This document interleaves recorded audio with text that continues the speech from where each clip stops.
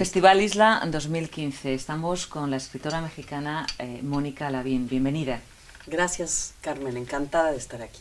Vamos a hablar de la memoria y del olvido, de lo que recordamos y de lo que dejamos y lo que olvidamos. Tú viviste en primera persona el terremoto de México de 1985. ¿Qué recuerdos tienes de ese día?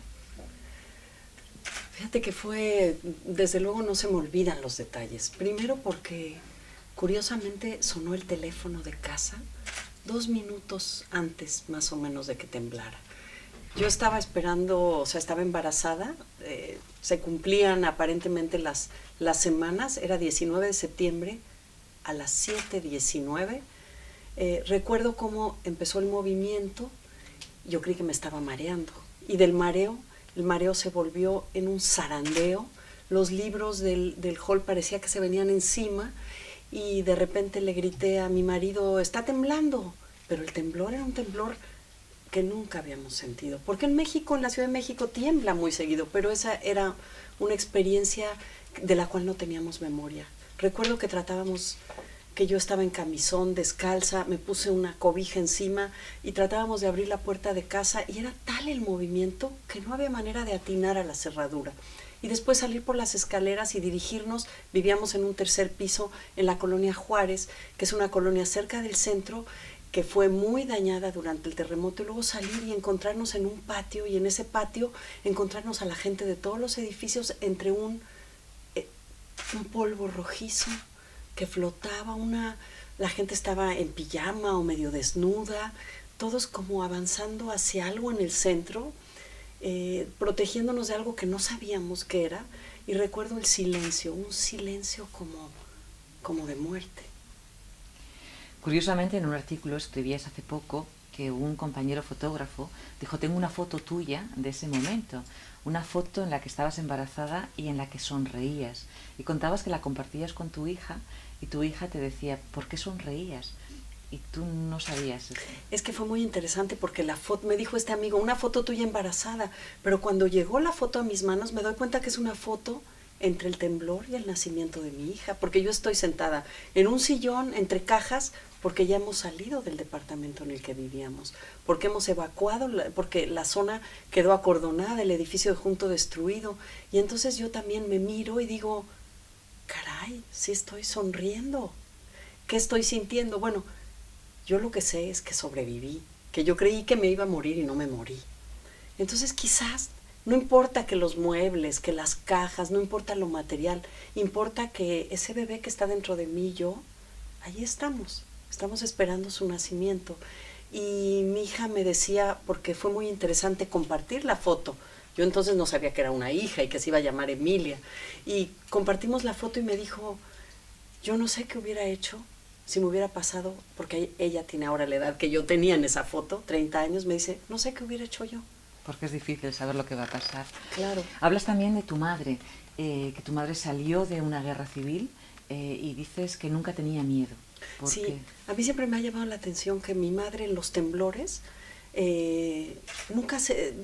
antes del sismo del 85, ni siquiera usábamos la palabra sismo, era ponerse debajo del marco de la puerta, porque parecía que ahí era más seguro. Luego aprendimos que no, pero mi madre nunca se sobresaltaba y no se sobresalta y casi no se asusta con nada. Y yo he comprendido que es que ella vivió una guerra y era niña y había bombardeos en Madrid, ella es madrileña, y le tocó correr a unos refugios. Ella no lo sabe, o sea, eso te queda en la memoria de la infancia, sobre la cual he tenido muchas conversaciones con ella ahora, porque es una asignatura pendiente, escribir sobre la memoria de mi madre. Y curiosamente ella llegó, esa colonia donde yo vivía, así les decimos a los barrios en México, es un barrio donde mis padres habían vivido cuando se conocieron. Yo digo que el sismo de donde venía, o sea, cada uno de mis padres venía de una situación dramática.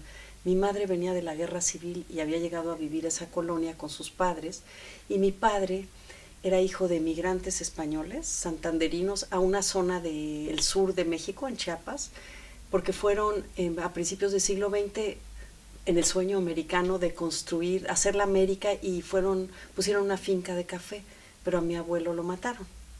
Entonces mi abuela viuda se va a la Ciudad de México con sus hijos y llega a ese mismo barrio donde mi madre y mi padre se conocen y donde yo decido, una vez que me caso, ir a vivir, porque quiero estar, yo creo que cerca de mi propia historia. Y mira, el terremoto me expulsa. Es interesante saber que no lo había entendido hasta que estaba escribiendo la novela hasta sobre el temblor, que en realidad yo soy la primera, soy nacida en el DF y mis padres no, ni mis abuelos, soy la primera nacida en el DF y tengo una relación. Y además comparas ese terremoto, te veías exiliada de tu propia casa y comparabas al exilio que habían vivido tus padres. Exacto, cómo ellos forzados por diferentes circunstancias dejaron sus espacios. Hablemos ahora de tus libros. Sor Juana de la Cruz es la protagonista de una de tus novelas que tuvo un tremendo éxito. Y tú decías en una entrevista que yo no entiendo por qué tiene tanto éxito, porque al fin y al cabo cuento la vida que ya la saben, que ya la conocen. ¿Por qué? ¿A qué achacas el éxito de esa novela? Mira, yo la peor es Sor Juana Inés de la Cruz.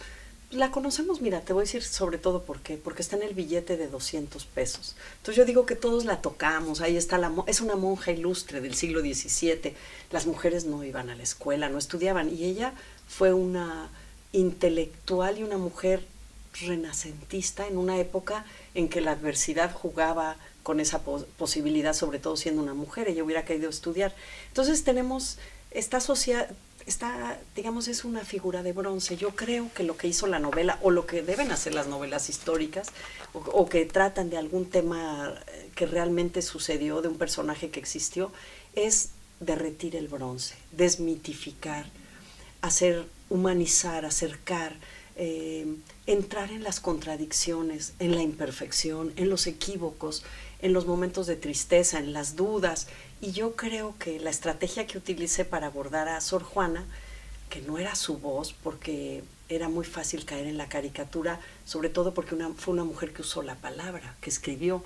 Entonces fue contarla a través de las versiones que tenían de ella las mujeres que la rodearon, desde su abuela, que era andaluza, de Sanlúcar de Barrameda, hasta su madre, que era analfabeta, y las monjas del convento, la esclava negra que tenía en el convento, las mujeres indígenas que trabajaban en la finca de su abuelo, la maestra, las mujeres de su tiempo, unas reales como las virreinas, que eran las mujeres ilustres que también acompañan, y muchas inventadas, pero posibles, porque creo que la novela histórica es lo posible, la historia de lo posible.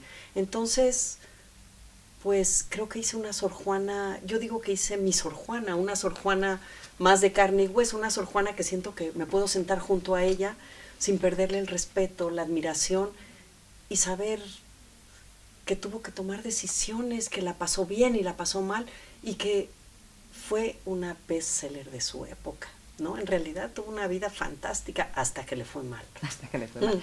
Has dicho en alguna ocasión que leer y escribir para ti son formas de viajar. ¿Qué sientes cuando lees y cuando escribes?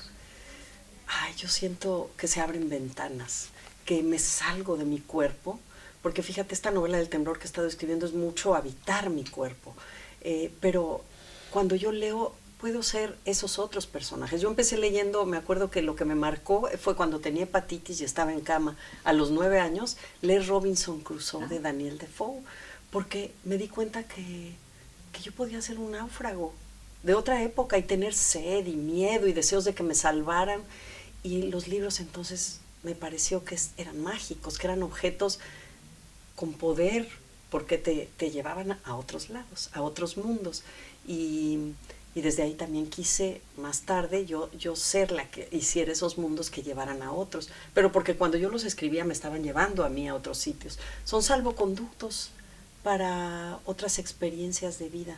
Yo digo que leo para tener más vidas que un gato, todas las posibles. Ahora tienes ya muchísimas vidas. No solamente escribes novelas, sino que también has escrito literatura para adolescentes, que además se utiliza en los colegios para educar. ¿Cómo empezaste a escribir novelas para adolescentes? Fíjate que fue muy curioso. Yo escribí un cuento y de hecho nunca había escrito una novela. Empecé escribiendo cuento y el cuento me gusta por breve y provocador. Yo tenía un cuento que tenía que ver con una anécdota que me había ocurrido a mí jugando básquetbol, y de repente una editora concursé y no gané. pero alguien que había estado en el jurado me dijo, hazlo novela. Y dije, ¿novela? ¿Cómo se escribe una novela? Y entonces me lancé a hacer ese cuento, una novela que se llama La más faulera, que fue realmente contar este personaje, cómo era su vida hasta que llega este momento climático, que es el único que yo había escrito, y disfruté contando al personaje. El cuento es muy, yo digo que es como un corset, te ciñe mucho a una historia, y de repente me pude desparramar y contar cómo era la familia de este personaje, cómo eran diferentes momentos, pero todo alrededor de su pasión por el básquetbol. Y lo interesante, cuando lo llevé a publicar, o sea, lo llevé con la editora, me dijo, ya la línea juvenil no la estamos publicando. Y me quedé con mi novela y no sabía qué hacer. Y cuando vi un anuncio de Plaza y Janés, que había vuelto a la Ciudad de México, puso un anuncio en el periódico, escritores, traigan manuscritos. Y yo, como te dicen que hay que tocar puerta, yo fui a tocar por la puerta. Y me dijo el editor, para adolescentes, los adolescentes no compran libros. Y yo ya me iba a ir con mi manuscrito y me llamó y me dijo, a ver, déjamelo. Y se lo dio a su hijo a leer en el fin de semana, que tenía 14 años, y le debo a ese chico lector el que me publicara la novela, que ya tiene más de 15 años de vida, y la siguen leyendo los adolescentes, y siempre me dicen, la segunda parte, entonces digo, qué maravilla. Y eso me dio el deseo de seguir escribiendo para ellos. Y seguramente hay todavía mucho pendiente por hacer, porque me parece que los lectores niños tienen mucho material, que el lector adulto también, pero que ahí es una edad difícil, de los 13 a los 16, que los libros o sea, a mí son los años en que me volví la lectora apasionada y el deseo de escritura me vino ahí. Yo creo que quiero contribuir a ser parte de esa aventura lectora de los otros. Tú eres escritora, pero también eres bióloga, porque en un momento dado decías que había que hacer algo serio. ¿En qué momento te diste cuenta que escribir es algo muy serio, o era muy serio para ti? Bueno, yo digo que fui bióloga, porque ya como que se me olvidó todo, pero sí, estudié y trabajé como bióloga. ¿En qué momento me di cuenta de que, creo que cuando empecé a ir con un escritor, Mempo Giardinelli, ya con mis cuentos, a trabajarlos, ya no en la soledad de la escritura en privado, sino un poco a socializar los textos, a exponerlos y a conocer el oficio de la escritura, cómo mirar el texto, que entendí cómo importaba la precisión de cada palabra, cómo todo era un juego de búsqueda, sí de intuición, pero que luego había un gran trabajo que hacer, y empecé a sentir un enorme también enamoramiento, no solo por la historia que vuelcas en el papel, sino por el trabajar con esmero el lenguaje, la intención, el ritmo, la música del texto. Y entendí, cuando publiqué mi primer libro, un poco antes de decidir abandonar la biología, que eso era de tiempo completo. Y que era muy serio también. Doble filo, una novela de amor, una novela de Antonia, un personaje que intenta olvidar el daño causado por el primer amor, y que va a una maga, a una bruja, para intentar olvidar, pero provoca el efecto contrario en la bruja. Ella recuerda. ¿Tú recuerdas tu primer amor? ¿Qué recuerdas de ese primer amor? ¿Y qué has olvidado? No lo sé. No sé qué he olvidado, pero recuerdo que con el primer amor pronuncias la palabra amor. O sea, no la conoces. Es una palabra que no está en tu experiencia. Y un día sientes que la puedes pronunciar. Y recuerdo el primer beso, con una canción de Astrud Gilberto. Y un beso tímido, un beso tibio. Y recuerdo muchas cosas, porque el primer amor, digamos, yo tuve un primer amor, una relación larga,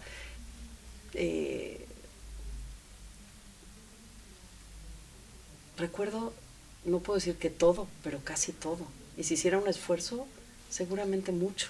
Mucho. Tenemos que acabar ya, pero antes la última pregunta. ¿Existe el olvido? No.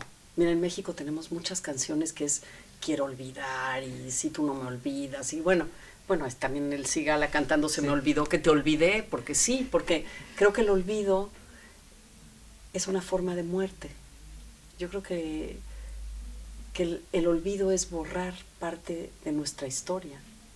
Entonces no existe. Y yo estoy segura, yo no sé si existe o no, pero yo estoy segura de que no te olvidaremos. Muchísimas gracias por esta entrevista y hasta siempre. Gracias, Carmen. Gracias.